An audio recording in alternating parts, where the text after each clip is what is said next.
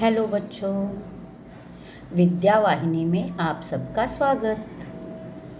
मैं संजीवनी शिंदे आज लेकर आई हूँ आपकी पाठ्यपुस्तक लोक भारती से पाठ क्रमांक 8। देखो बच्चों, यह है गज़ल और गज़ल मानिक वर्मा जी ने लिखी हुई है। हम देखेंगे पहले मानिक वर्मा जी के बारे में परिचय। इनका जन्म 1938 उज्जैन में हुआ। परिचय: हास्य व्यंग के सशक्त हस्ताक्षर मानिक वर्मा जी वाचिक परंपरा में प्रमुख स्थान रखते हैं। आपके व्यंग बड़े ही धारदार होते हैं। आपकी गज़ल बहुत ही प्रेरणादायी है। इनकी प्रमुख कृतियाँ हैं गज़ल मेरी इबादत है, आखिरी पत्ता, गज़ल संग्रह, आदमी और बिजली का खंबा, महाभारत, अभी जारी है, मुल्क के मालिकों को जवाब दो आदि। अब देखेंगे हम पद्य संबंधी। प्रस्तुत गज़ल के अधिकांश शेरों में वर्मा जी ने हम सबको जीवन निरंतर अच्छे कर्म करते हुए आगे बढ़ने के लिए प्रेरित किया है। गज़लकार ने संदेश देते हुए कहा है कि अपने रूप रंग से सुंदर दिखने के बजाय अपने कर्मों से सुंदर दिखना आवश्यक है। यानी उन्होंने कहा है, गज़ल में उन्होंने हमें संदेश दिया है मानव जाति को। वो कहते हैं कि अपने कर्म अच्छे रखो, अपने अच्छे कर्मों को निरंतर करते हुए अपने जीवन में आगे बढ़ो। रूप और रंग से सुंदर दिखने की जगह हमें अपने कर्मों से सुंदर दिखना आवश्यक है। चलो बच्चों, हम एक एक गज़ल लेंगे और उसका अर्थ मैं बताते जाऊंगी।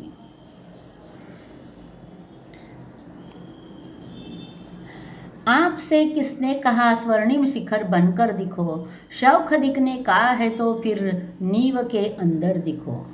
यानी मानिक वर्मा जी कहते हैं कि किसने कहा है तुम्हें शिखर का स्वर्णिम शिखर बनने के लिए। स्वर्णिम यानी सोने जैसा चमकने वाला शिखर बनने के लिए किसने कहा है। यानी देखो, शिखर पर, यानी शिखर हमेशा मंदिर के ऊपर होता है, तो इतने ऊंचाई पर होने के कारण हर किसी की नज़र उस पर जाएगी, तो वह हो गया दिखावा। कवि कहते हैं कि अगर तुम्हें कुछ बनने का शौक है तो बनो, नींव के अंदर का पत्थर बनो। यानी नींव जमीन के अंदर खुदवाई जाती है और पत्थरों से भरकर उस नींव को बनाया जाता है। तो उसमें का एक पत्थर बनो, क्योंकि वह नींव पूरे इमारत को अपने में बांध लेती है, यानी इतना बड़ा कार्य करती है। तो कवि का कहना है कि आपको बड़ा बनना है तो वैसे बनो, नींव के पत्थर जैसा। देखो बच्चों, हर गज़ल का मैंने दो वाक्यों में अर्थ दिया है। हमें किसने कहा है स्वर्णिम शिखर बनने के लिए जो ऊपर दिखाई देता है, उसकी जगह नींव की ईंट बनकर हमें मजबूत और सुदृढ़ काम करना चाहिए। यानी कवि कहते हैं कि नींव की ईंट बनकर, नींव का पत्थर बनकर हमें मजबूत और सुदृढ़ काम करना चाहिए। ये हो गई पहली गज़ल। अगली गज़ल: चल पड़ी तो गर्द बनकर आसमानों पर लिखो, और अगर बैठो कहीं तो मील का पत्थर दिखो। अगर आपको चल पड़ना है तो ऐसे चल पड़ो कि गर्द यानी धूल आसमानों में पहुंच जाओ और आसमानों में धूल से कुछ लिखो। यानी उठना ही है तो इतना ऊंचा उठो, कवि का कहना है। और अगर बैठना ही है, तुम्हें उठना नहीं, अगर बैठना ही है तो एक मील का पत्थर बनकर रास्ते के किनारे, देखो मील का पत्थर होता है, गांव, जो आने वाला गांव है उस गांव का नाम और कितना किलोमीटर बाकी है वो दिखाई देता है, तो उसे मील का पत्थर कहते हैं। तो देखो, आने जाने सब के लिए वह पत्थर बहुत काम का होता है। वैसे अगर तुम्हें बनना है तो वैसे बनो, कवि ने कहा है कि मील का पत्थर बनो, तो यानी सबके काम आओ। इसका भी अर्थ मैंने लिख कर दिया है। अगर तुम्हें चल पड़ना है तो गर्द यानी धूल बनकर आसमानों तक पहुँचो और आसमानों पर कुछ लिखो। और अगर नहीं उड़ना है तो एक जगह बैठकर रहना है तो मील का पत्थर बनकर लोगों के उपयोग में आओ, यह कवि कहते हैं। अगली देखेंगे गजल। सिर्फ देखने के लिए दिखाना कोई दिखाना नहीं, कोई दिखना नहीं। आदमी हो तुम अगर तो आदमी बनकर दिखो। यानी सिर्फ दिखने के लिए, यानी अच्छा दिखूं मैं, इसके लिए दिखना है, इसके लिए सजना धजना है, तो वो दिखना कुछ काम का नहीं है। तुम आदमी हो तो आदमी बनकर रहो, आदमी बनकर दिखो।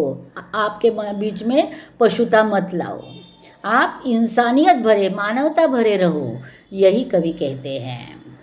इसका अर्थ मैंने दिया है। कवि कहते हैं कि सिर्फ दिखने के लिए, यानी सिर्फ लोगों को दिखने के लिए, अच्छा दिखना, यह कोई दिखाना नहीं है। अगर तुम आदमी हो और तुम्हें दिखाना हो तो तुम आदमी बनकर देखो, का मतलब इंसानियत या मानवता भरा इंसान बनाकर दिखो। यानी मानवतापूर्ण, इंसानियतपूर्ण व्यवहार अपने हाथों से करो। अगली गजल है। जिंदगी की शक्ल जिसमें टूट कर बिखरे नहीं, पत्थरों के शहर में वो आईना बनकर दिखो। देखो, कवि कहते हैं हम अपनी जो परछाई है वो कहाँ देखते हैं, अपनी प्रतिबिंब कहाँ देखते हैं, आईने में दिखते हैं। लेकिन जब टूटा फूटा आईना है, टुकड़े हो गए आईने के, तो हमारी शक्ल भी टुकड़े टुकड़े हो जाती है। तो ऐसी ज़िंदगी, ऐसा आईना कुछ काम का नहीं है। तो कवि कहते हैं पत्थर का शहर है, तो पत्थर के शहर में ऐसा आईना बनाकर दिखो कि जो टूटने वाला नहीं है, टूटेगा नहीं है। तो अर्थ मैंने लिखा है। कवि कहते हैं कि हम शक्ल आईने में देखते हैं, अगर आईना टूट गया तो शक्ल भी टूट कर बिखर जाती है। इसलिए कवि आह्वान कर रहे हैं कि इस पत्थरों के शहर में ऐसा आईना बनाकर देखो जो नहीं टूटेगा और नहीं बिखरेगा। यानी खुद को ऐसा बना दो, कवि का कहना है। ना टूटे ना बिखरे, हर परिस्थिति का डटकर सामना करें। अपने लक्ष्य को प्राप्त करते रहना हमेशा, यह संदेश इस गज़ल से कवि हमें देते हैं। अगली गज़ल देखेंगे। आपको महसूस होगी तब हर एक दिल की जलन, जब किसी धागे सा जलकर मोम के भीतर दिखो। इसमें कवि बहुत ही अच्छा अर्थ बता रहे हैं कि मोमबत्ती आपने देखी है, मोमबत्ती के अंदर हम उस धागे को जलाते हैं, लेकिन हम कभी धागे का नाम लेते हैं नहीं। हम हमेशा क्या कहते हैं, अरे मोमबत्ती जल गई, अरे मोमबत्ती ख़त्म होने आई, अरे मोमबत्ती आधी हो गई जलकर, लेकिन जलता कौन है, धागा। वैसे अगर आपको किसी के लिए कुछ करना है तो पहले मोम के अंदर जो धागा जलता है उस तरह अपना सर्वस्व नष्ट करने के लिए तैयार हो जाता है, उस धागे की तरह जलो। का मतलब ये है कि दूसरों के सुख दुख को देखकर, उनके दिल की जलन को देखकर उसमें इतना समरस हो जाओ और उस दुख को दूर करने की कोशिश करो, तब अपना अस्तित्व भूल जाओ। अर्थ है, जैसा धागा मोम के साथ एक होकर पूरा जल जाता है, वैसे ही हमें दूसरों के दिल की जलन या दुख के साथ एक होकर दूसरों के दुख में झोंक देना है, और तब हम दूसरों का दुख दूर कर सकते हैं। अगली गज़ल है। एक जुगनू ने कहा मैं भी तुम्हारे साथ हूँ, वक्त की इस धुंध में तुम रोशनी बनकर दिखो। जैसे देखो घना अंधेरा छाया है और हम जा रहे हैं घने अंधेरे से, तो एक जुगनू हमारे सामने चमकता है, उसका प्रकाश इतना सा होता है, लेकिन वह जुगनू चमक कर हमें दिलासा देता है कि अरे मैं तुम्हारे साथ हूँ, डरो मत, अपने रास्ते पर चलते रहो, मैं तुम्हारे साथ हूँ, यह वह कहता है। वैसे वक्त की इस धुंध में तुम रोशनी बनकर देखो, और वक्त की इस धुंध में यानी जो वक्त तुम पर आया है, उस वक्त के धुंध में तुम जैसे जुगनू बिना डरे अपने इतनी से प्रकाश से उस अंधेरे को चीरता है, उस तरह हमें भी अपने जीवन को चीर कर रखना है, अपने उद्देश्य तक पहुंचना है। हताश और निराश हुए मनुष्य को जुगनू ने कहा, मैं ऐसे अंधेरे को चीरता हूँ, वैसे तुम भी निराशा और हताश स्थिति से बाहर आकर चमक लो। अगली गज़ल है, एक मर्यादा बनी है हम सभी के वास्ते, घर तुम्हें बनना है मोती सीप के अंदर दिखो। कवि कहते हैं कि हम सब ने एक मर्यादा डाली है, इसके लिए हम सब एक जैसे एक ही रास्ते पर के घोड़े बन गए हैं, लेकिन तुम्हें अगर कुछ अलग बनना है तो तुम्हें तुम्हारी मर्यादा छोड़नी होगी, और सीप के अंदर जाकर देखो तो तुम मोती बन जाओगे। का मतलब ये है कि पहले संघर्ष करना सीखो, कुछ सहना सीखो। देखो सीप के अंदर एक पानी की बूंद चली जाती है, वो बहुत कुछ सहती है तो वो मोती बन जाती है। वैसे आपको भी उस सीप के अंदर जाकर बहुत कुछ सहना है, अलग सा कुछ करना है, तो उसके बाद तुम भी मोती बन पाओगे। हमारा जीवन मर्यादाओं से भरा हुआ है और इन्हीं मर्यादाओं को तोड़कर हमें कुछ अलग बनना है। तो कवि आह्वान कर रहा है कि अगर तुम्हें मोती बनना है तो सीप के अंदर तुम्हें रहना पड़ेगा, वहाँ जो भी है वह सहना पड़ेगा।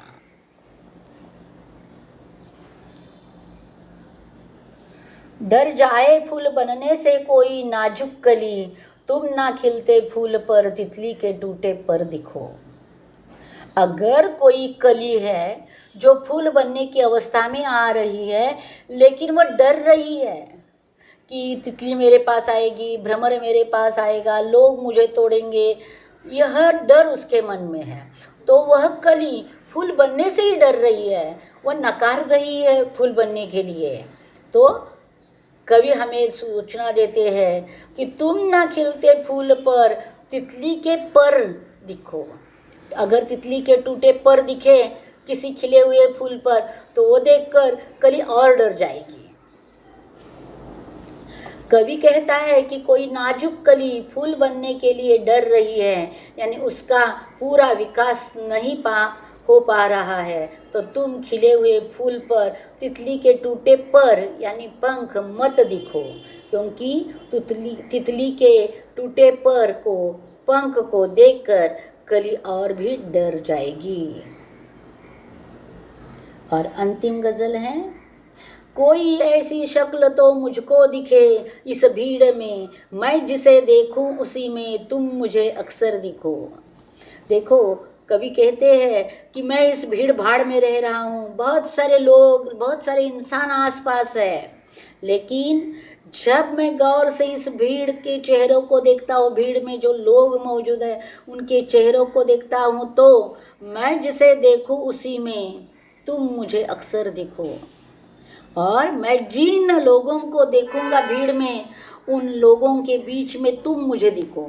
का मतलब ये है कि इस भीड़ में मानवता भरी रहनी चाहिए, क्योंकि मानवता मानव में भरी रहती है। मानवता में अगर बुराई आ गई तो वो दानव हो जाता है, और मानवता में अगर अच्छाई आ गई तो वह देवता बन जाता है।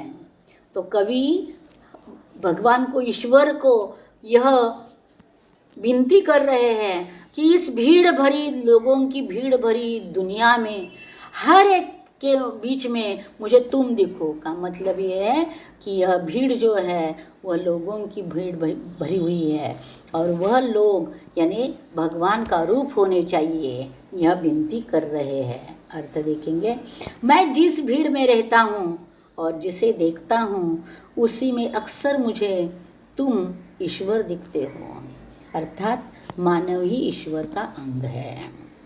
बस बच्चों, यहाँ आपने सब गज़ल का अर्थ हमने देखा है। मैंने एक एक गज़ल का अच्छे से अर्थ समझा दिया है और साथ साथ यहाँ लिखवा कर भी दिया है। शब्दार्थ है स्वर्णिम सोने के रंग का सुनहला, गर्द गर्द धूल, शक्ल चेहरा, धुंध धुआं कोहरा। अब देखेंगे हम सूचना के अनुसार कृतियाँ कीजिए।